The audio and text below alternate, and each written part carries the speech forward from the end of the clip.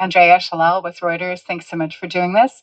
Pierre-Olivier, I wonder if you can speak a little bit to the fact that you haven't called out a recession.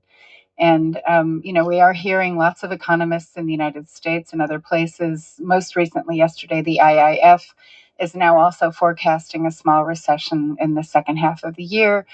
What we see in the WIO is that the percentage risk of a recession has increased pretty dramatically. Can you walk us through why you are not at this point calling a recession, for instance, likely in the United States, and what it would take to tip it that way? Thanks. Thank you, Andrea. So for the United States, we are projecting a significant slowdown. We're projecting growth will be at 1.8% in 2025, and that's a 0.9 percentage point slowdown revision in our projections from January. But 1.9% is obviously not a recession. And the reason for this is that we have a US economy that, in our view, is coming from a position of strength. We had an economy that was growing very rapidly.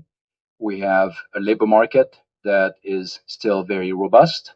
We've seen some signs of weakening and slowdown in the US economy even before the tariff announcements. So, in fact, the 0.9 percentage point downward revision that I just mentioned, only a part of this, maybe 0.4 percentage point, is coming from the tariffs. Some of that is also coming from weakening momentum. This was an economy that was doing very, very well, but was self-correcting and cooling off a bit on its own. We were seeing already consumption numbers coming down. We're seeing consumer confidence coming down. So all of that was already factored in.